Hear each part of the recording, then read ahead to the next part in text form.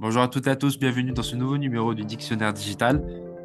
Si vous suivez l'actualité, c'est une thématique qui a dû ressurgir de nombreuses fois. On va parler des chatbots et plus précisément de ChatGPT, cette nouvelle application, en tout cas cette nouvelle utilisation de l'IA ouverte au public qui a fait énormément parler d'elle ces dernières semaines. Pour en parler, nous recevons Khawlet Fiwi, fondatrice de Bot Factory, une plateforme qui aide les entreprises à lancer et gérer des chatbots intelligents. Merci Khawla d'avoir accepté notre invitation. Merci à vous, merci. Alors, pour commencer, comme à l'accoutumée, on commence par une définition. Qu'est-ce que ChatGPT? Alors, ChatGPT est en fait un modèle de langage de grande envergure. Vous avez sûrement entendu parler du LLM ou bien Large Language Model. Et ce que là veut dire en fait, c'est que ChatGPT est un modèle qui a été entraîné sur un grand corpus de texte pour pouvoir comprendre et générer du langage naturel. Et enfin, le but, c'est quoi? C'est que ChatGPT peut fournir des réponses de qualité à des questions sur un large éventail de sujets. C'est pas juste questions-réponses genre FAQ, mais vraiment des dialogues qui sont fluides, naturels et qui peuvent même ressembler à des conversations avec des êtres humains. Alors, vous avez parlé de modèle de langage. Est-ce que vous pouvez un peu plus développer cette notion?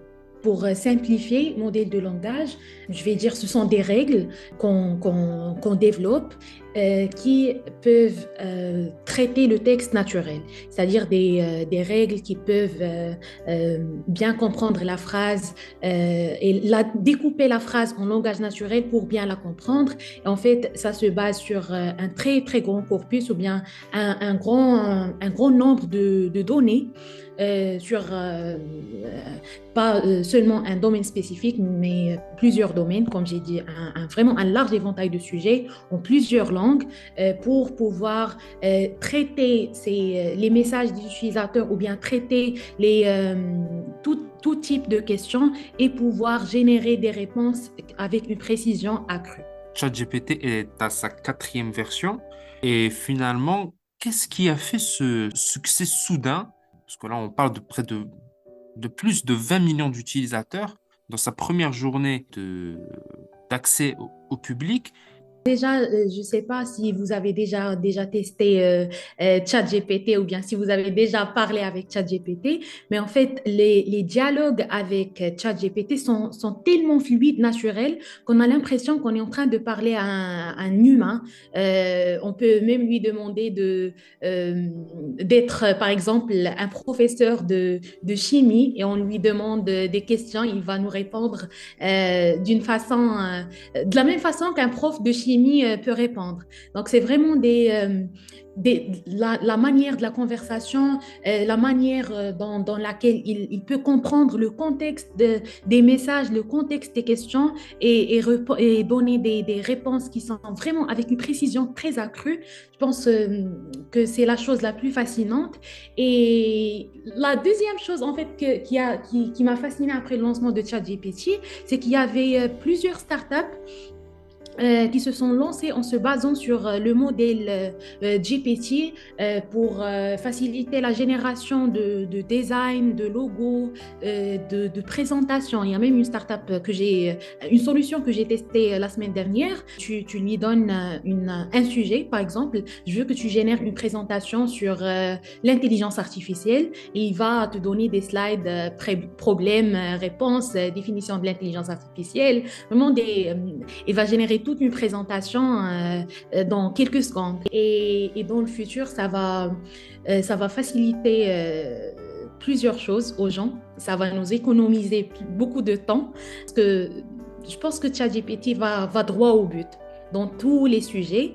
Mais, il faut garder en tête que c'est peut-être il y a des fois où il ne comprend pas bien les questions ou bien il peut donner des réponses qui ne sont pas tout à fait appropriées. Et je pense que c'est naturel et c'est dû peut-être à la nature générale de son entraînement, de sa compréhension du langage qui est encore en évolution. Mais peut-être dans le futur, ça sera différent. Ça sera différent pourquoi? Parce qu'il va être entraîné sur plus d'informations. Parce qu'aujourd'hui, si vous lui demandez une information sur, par exemple, vous demandez des informations sur une entreprise qui a été créée en 2022, il va vous dire, je suis désolé, je suis entraîné sur de la data jusqu'à 2021, par exemple. Il n'a pas des données qui sont real time. Donc, il y a ce petit souci aussi. Mais je pense que dans le futur, avec l'amélioration de son modèle de langage, il va devenir plus puissant et plus intelligent qu'aujourd'hui. Alors, vous semblez être bien sûr optimiste par rapport à l'avènement un peu de ces chatbots, mais Mm. finalement, est-ce qu'on peut aussi parler donc des conséquences de ce nouveau outil qui a une puissance qui est considérable et qui va peut-être à terme rendre certains jobs obsolètes? Il y aura certaines tâches qui pourront être automatisées et dont la qualité finalement sera égale à celle d'un travail humain, voire supérieure, hein. Il y a certains exemples qui sont parlants et on voit déjà des travaux qui sont supérieurs à un être humain. Personnellement, je pense que oui, ce modèle de langage va peut-être rendre des jobs obsolètes, mais il va créer des nouvelles opportunités. Pourquoi? Déjà, je viens de dire que le modèle a toujours besoin d'entraînement, plus d'amélioration. Donc, déjà ça crée des nouveaux jobs. Et en fait, il y a un job qui s'appelle AI Trainer, des personnes qui font l'entraînement de l'intelligence artificielle, c'est-à-dire qu'ils vérifient si la data est correcte, s'il n'est pas obsolète, s'il faut vraiment que le modèle apprenne ces données-là ou non. Donc, il y aurait certainement des nouveaux jobs, des nouveaux besoins euh, pour, pour améliorer ces modèles d'apprentissage et pour peut-être remplacer les autres jobs où il y avait des tâches qui sont répétitives et qui sont aujourd'hui mieux faites par l'IA que par les êtres humains. Pour aussi parler un peu donc de ce nouvel écosystème, vous qui êtes créatrice de chatbot, Mhm. comment vous pouvez un peu estimer la complexité de ce qu'accomplit actuellement donc OpenAI et donc ChatGPT? Est-ce que c'est quelque chose qui pourra être pas copié, mais en tout cas simulé ou émulé par d'autres sociétés? Est-ce que le Maroc, par exemple, possède le bagage nécessaire et les aptitudes et les skills nécessaires pour pouvoir aussi rentrer dans ce marché nouveau de l'intelligence artificielle? En fait, au Maroc, déjà, il va falloir avoir un grand corpus de textes en dialecte marocain pour pouvoir faire quelque chose pareil. Déjà, ça, c'est la première nécessité.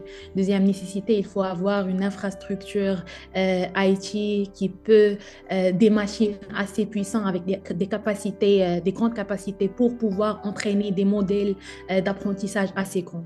Aujourd'hui, par exemple, ce qu'on fait à Boots Factory, on entraîne des chatbots, on entraîne des modèles en dialecte marocain sur des secteurs spécifiques et sur vraiment des catégories sur un secteur spécifique, dans un secteur spécifique. Par exemple, pour le secteur de transport, on a lancé un assistant vocal intelligent pour l'ONCF et il fallait entraîner un modèle pour qu'il puisse comprendre les différentes villes au Maroc, pour qu'il puisse comprendre les messages des utilisateurs qui demandent par exemple en dialecte marocain معشتان غدا منا رباط الكازا فواياجور فليشية معايش كاينين التاعنات ولا بشحال التاعن mais vraiment en dialecte marocain. Et pour faire ça, il a fallu vraiment générer de la data en Darija pour pouvoir entraîner ces modèles. Aujourd'hui, ça marche très bien, les modèles comprennent très bien, mais c'est limité. On ne peut pas avoir des modèles sur un large éventail de sujets en dialecte marocain seulement. Et même Chat Open, même Chat GPT n'est pas disponible en langue arabe et ses dialectes. C'est juste un peu d'arabe classique et il peut pas. La conversation en arabe classique n'est pas assez fluide comme l'anglais ou bien le français ou bien l'espagnol. Donc, on a toujours cette exclusion des personnes qui parlent arabe et ses dialectes et de ce genre de solutions qui peuvent vraiment améliorer leur vie. Pourquoi? Parce qu'il y a pas assez de données, il n'y a pas des larges corpus de données langue maternelle. Merci Khawla pour tous ces éclairages. Merci pour l'invitation. Merci à toutes et à tous d'avoir suivi ce nouvel épisode du Dictionnaire digital. À bientôt.